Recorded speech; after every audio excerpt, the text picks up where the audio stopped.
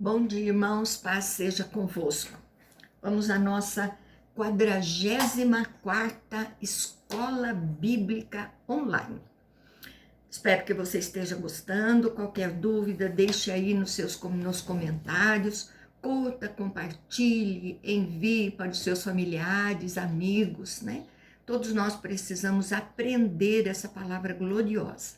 Sem ela, nós não endireitamos a nossa vida, sem ela, nós não transmitimos esta palavra, o ID de Jesus, né? E estamos aqui então no Evangelho de João, estamos estudando esse Evangelho maravilhoso. E a aula passada nós falamos de Jesus curando o cego, trazendo grandes problemas para ele, os religiosos questionando. Agora Jesus vai ser interrogado na festa da dedicação. Então abra aí a palavra de Deus, Evangelho de João, capítulo 10, versículo 22 e 23. E a palavra de Deus diz: celebrava-se em Jerusalém a festa da dedicação.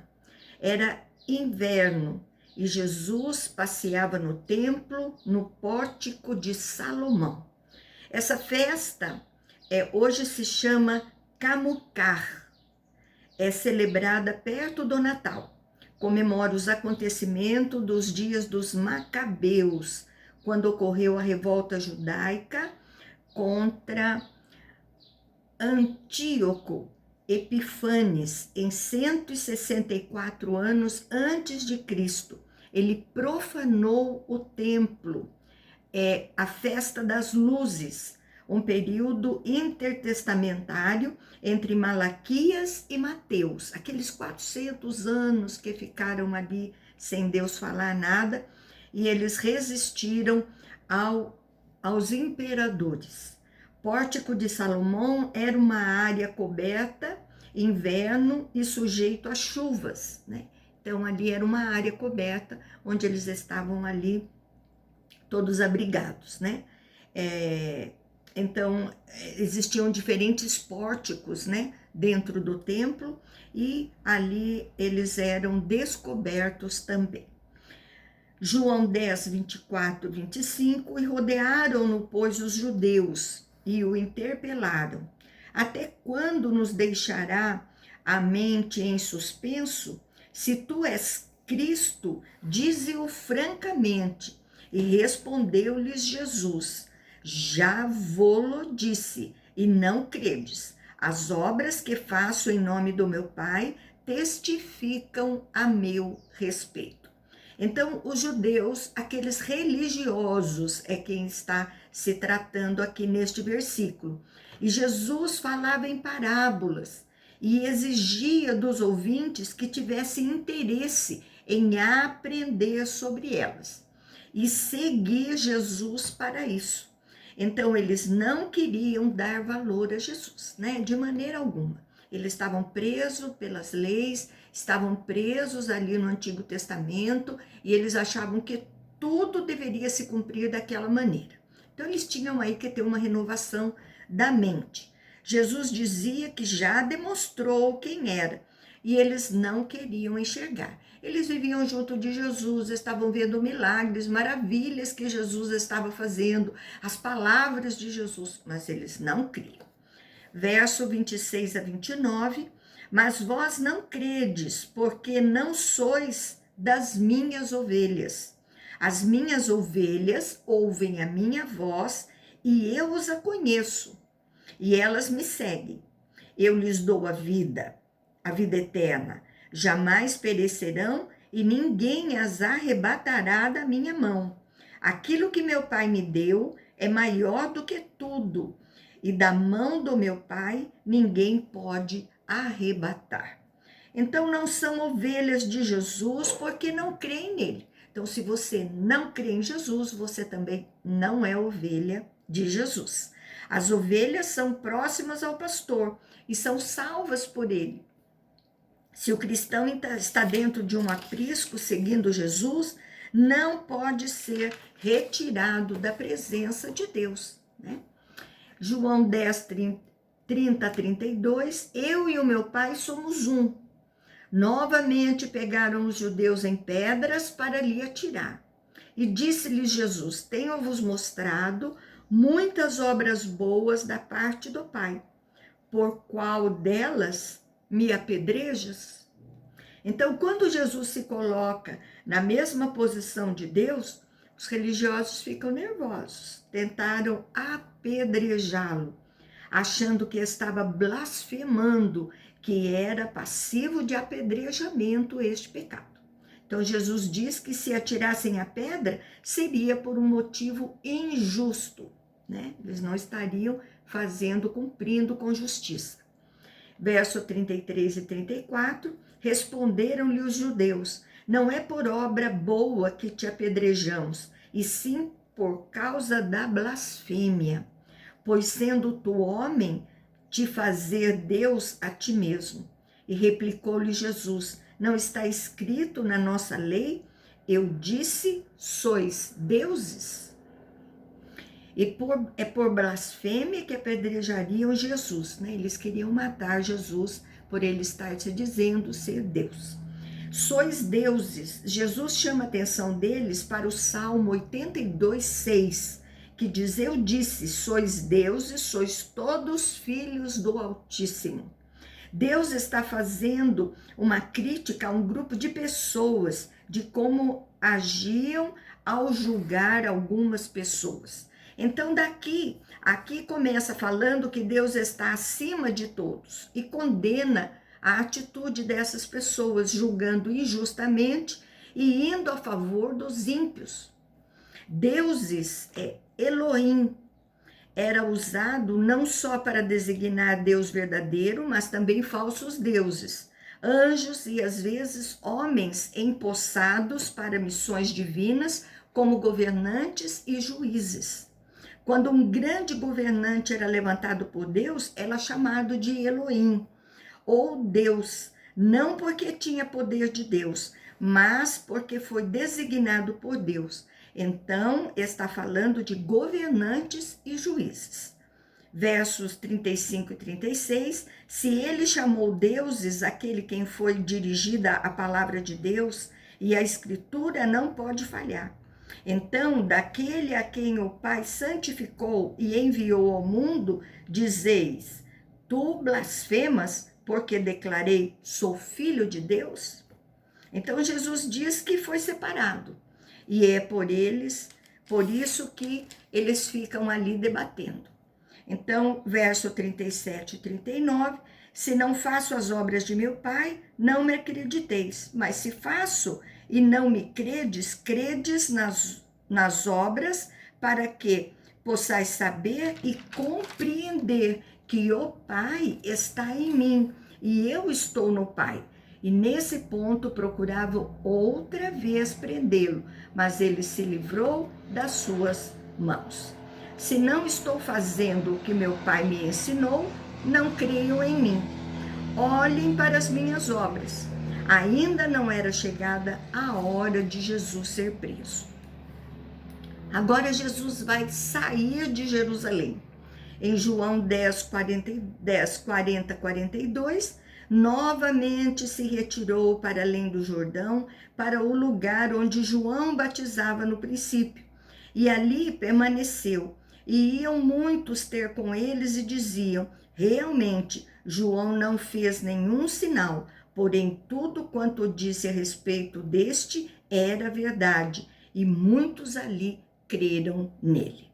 Então, nesses encontros com Jesus, os religiosos sempre tentavam apedrejar Jesus e não compreendem e continuam com o coração duro. Esse é o maior problema.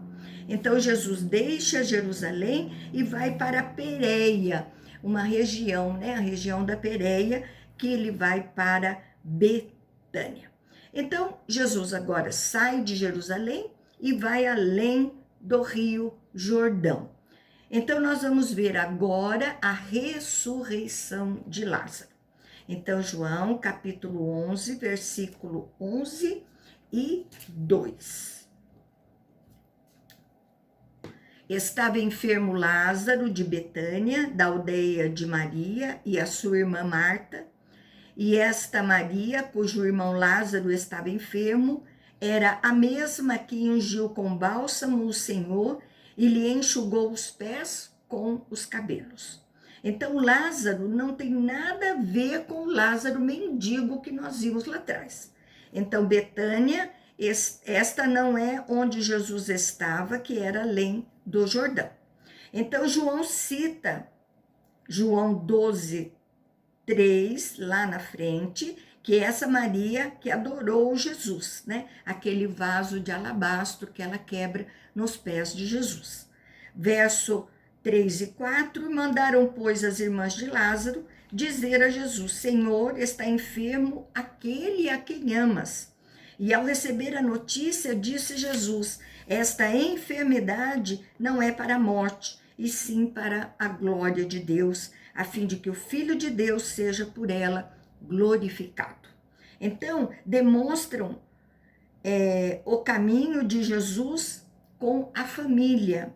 Aqui pode parecer contradição quando Jesus diz que a enfermidade não é para a morte, mas ele morre, né? Jesus está com seu foco no final, de que Lázaro vai vencer a morte. Então, no verso 5 e 7, ora, amava Jesus a Marta e a sua irmã e a Lázaro. Quando, pois, soube que Lázaro estava doente, ainda se demorou 2 dias no lugar onde estava. Depois disse aos seus discípulos: vamos a outra parte vamos outra vez para a Judeia. Jesus tinha um carinho por esta família. João diz que ele amava, mas demorou. Por quê? Esses 2 dias de demora, né? Se o amigo estava doente, a família precisava dele. Então Jesus recebe a notícia, mas não sai correndo para socorrer. Primeiro, Jesus iria na hora para socorrer. Ou Jesus vai dar uma ordem à distância, e era o que eles esperavam. Mas nada disso acontece. Ele ainda demora mais 2 dias. 8 e 10, disseram-lhe os discípulos: Mestre, ainda agora os judeus procuraram apedrejar-te, e voltas para lá? E respondeu Jesus: não são 12 as horas do dia? Se alguém andar de dia, não tropeça, porque vê a luz deste mundo. Mas se andar de noite, tropeça, porque nele não há luz. Então, quando Jesus cura o cego, se revela e é interrogado. Fala da parábola do bom pastor. Ele é interrogado novamente e quase apedrejado pelos judeus. Por isso, os discípulos questionaram. Então, Jesus diz que ele é o caminho da luz e que não precisavam ficar preocupados, que andando no caminho da luz, estariam andando na vontade de Deus. João 11, versículo 11 e 12, isto dizia e depois lhes acrescentou: nosso amigo Lázaro adormeceu, mas vou despertá-lo. Disseram-lhe, pois, os discípulos: Senhor, se dorme, estará salvo. Primeiro, comum no Novo Testamento a figura de linguagem sobre a morte, né? Deitada como sono, e vai despertá-lo da morte. E segundo, pessoas dizem que quando alguém morre, o espírito fica dormindo, e não é nada disso. A Bíblia não diz que o espírito fica dormindo esperando Jesus ir buscar a igreja. Jesus está falando de morte física. Esse dormindo aí nós vamos falar lá na frente. A parábola do rico e do mendigo nos mostra 2 mortos, mas conscientes depois da morte e não dormindo.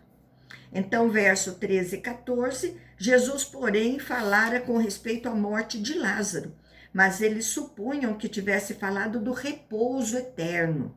Então, Jesus lhes disse claramente: Lázaro morreu. Então, Jesus falava da morte física. Jesus diz que ele estava morto. Jesus havia dito que a enfermidade não era para a morte, e agora diz que Lázaro morreu. E na cabeça dos discípulos parecia até uma contradição. No verso 15 e 16, e por vossa causa me alegro de que lá não estivesse, para que possas crer, mas vamos ter com ele. Então Tomé, chamado Dídimo, disse aos condiscípulos: vamos também nós para morrermos com ele. Jesus tem algo a fazer para que as pessoas pudessem crer. Então, ter com uma pessoa é interagir com ela. Jesus trata Lázaro como alguém vivo. Deus é Deus dos vivos e não dos mortos. Tomé declara que pensam em Jesus morrer por causa da perseguição, então era perigoso para Jesus ir lá.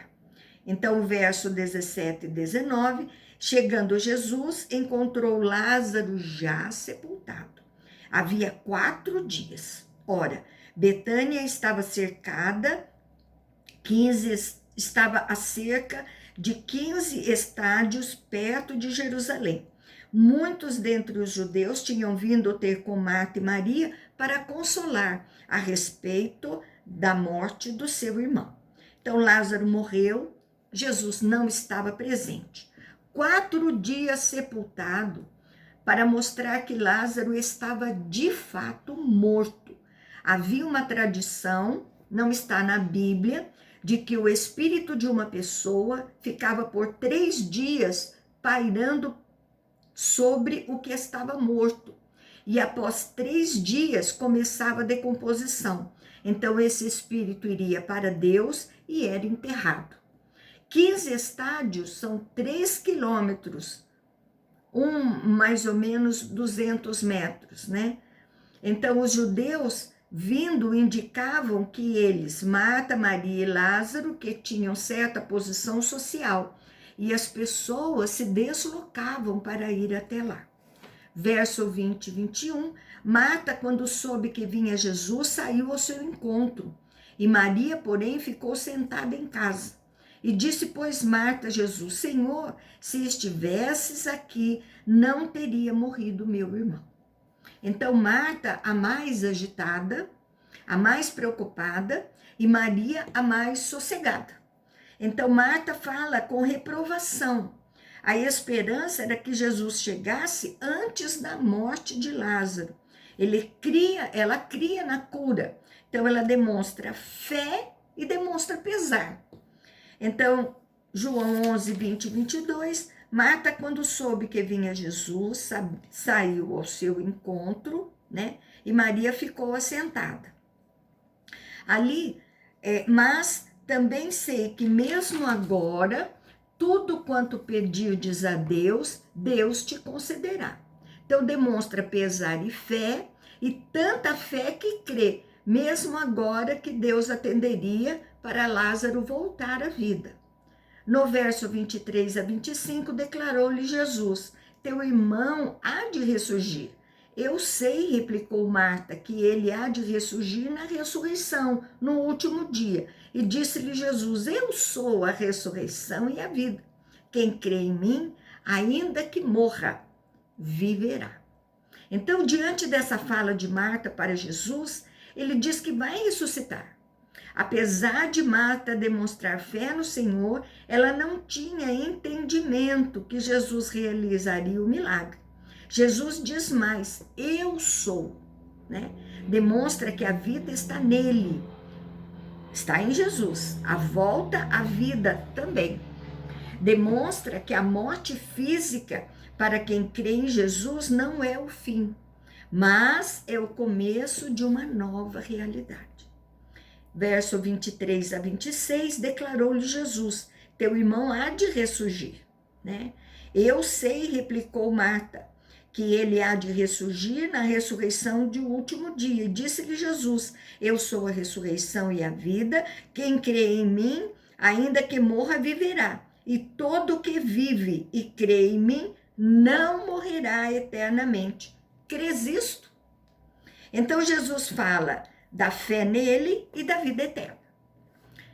João 11, 27 e 28 diz: sim, Senhor, respondeu ela, eu tenho crido que tu és o Cristo, o Filho de Deus, que devia vir ao mundo. E tendo dito isso, retirou-se e chamou Maria, sua irmã, e lhe disse em particular: o mestre chegou e te chama.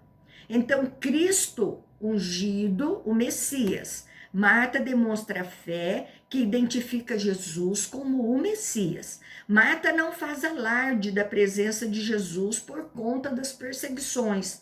Vai e chama Maria. Então, verso 29 a 31, ele ouvindo isto, levantou-se depressa e foi ter com ele, pois Jesus ainda não tinha entrado na aldeia, mas permanecia onde Marta se avistara com ele. Os judeus que estavam com Maria em casa e a consolavam, vendo-a levantar-se depressa e sair, seguiram-na, supondo que ela ia ao túmulo para chorar. Maria vai conversar com Jesus um pouco fora da aldeia. E tem judeus consolando as irmãs, já faziam 4 dias. Era normal este luto e prolongado, né? E seguiram-na preocupados com ela. E o desenho do milagre já está se formando. Todos estão indo ali ao encontro de Jesus. No verso 32 e 33, quando Maria chegou ao lugar onde estava Jesus, ao vê-lo, lançou-se-lhe aos pés, dizendo: Senhor, se estivesses aqui, meu irmão não teria morrido. E Jesus, vendo-a chorar, e bem assim os judeus que a acompanhavam, agitou-se o espírito e comoveu-se. Maria adora Jesus, se atirando aos seus pés. Elas tinham no coração de que se Jesus estivesse ali, a situação seria diferente.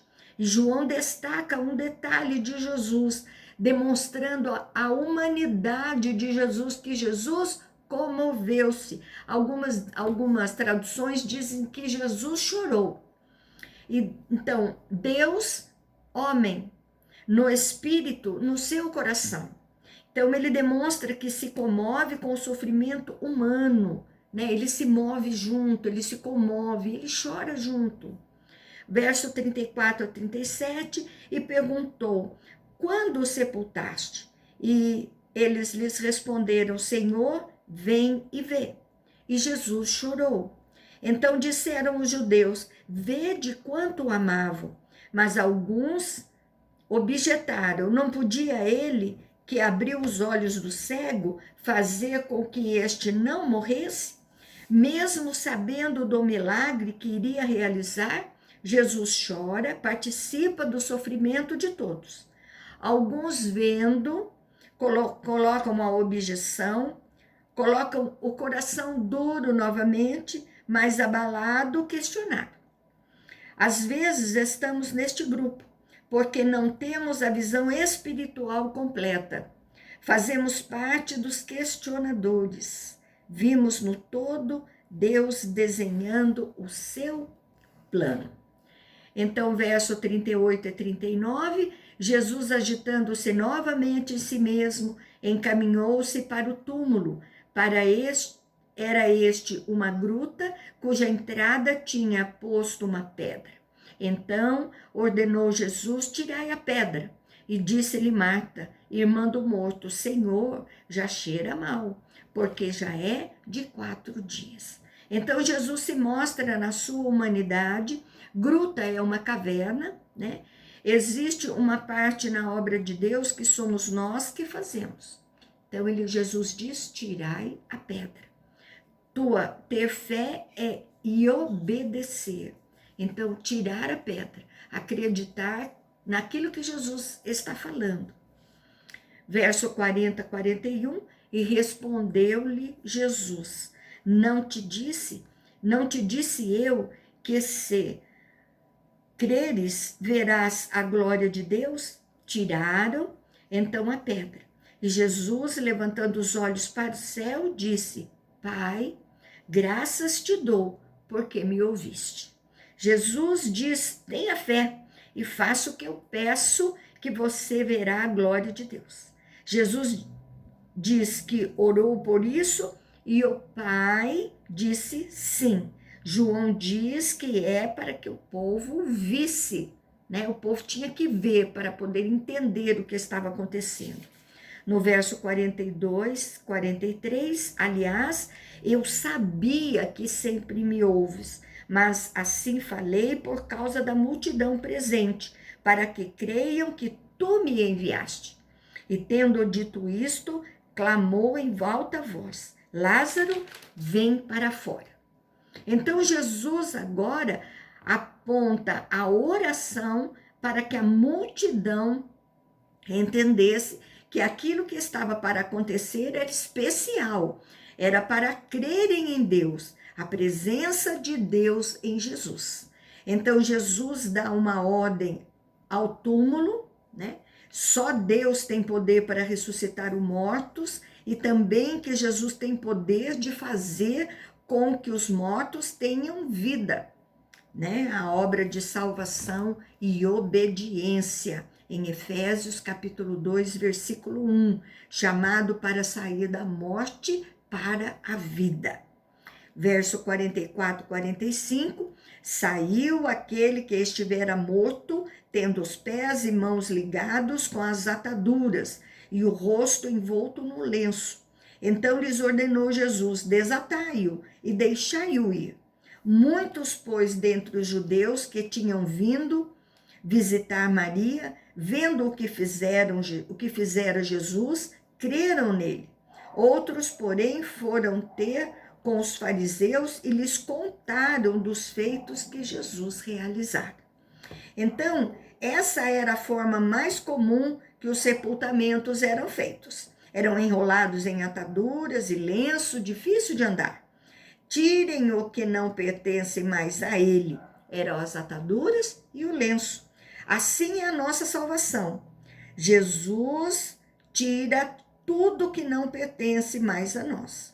Não somos mais do mundo, não estamos mais na morte. Lázaro representa a obra de salvação e transformação do pecador, que estão mortos nos seus próprios pecados e delitos, se vestir com um novo homem, tirar a velha roupa. E existiam dois grupos, os que creram e o outro que foi contar para os fariseus. Então não creram, estavam ali só para criticar Jesus. Nós vamos parar por aqui. Próxima aula nós vamos ver a reação do Sinédrio, né? Tem alguns acontecimentos agora. Espero que você tenha gostado, aprendido, né, mais aí da palavra de Deus e tenha um excelente domingo com a sua família, na sua casa, na presença de Jesus. Continua guardadinho aí, isso é muito importante. Use máscara, utilize do álcool gel e continue com Jesus e um beijo grande no seu coração.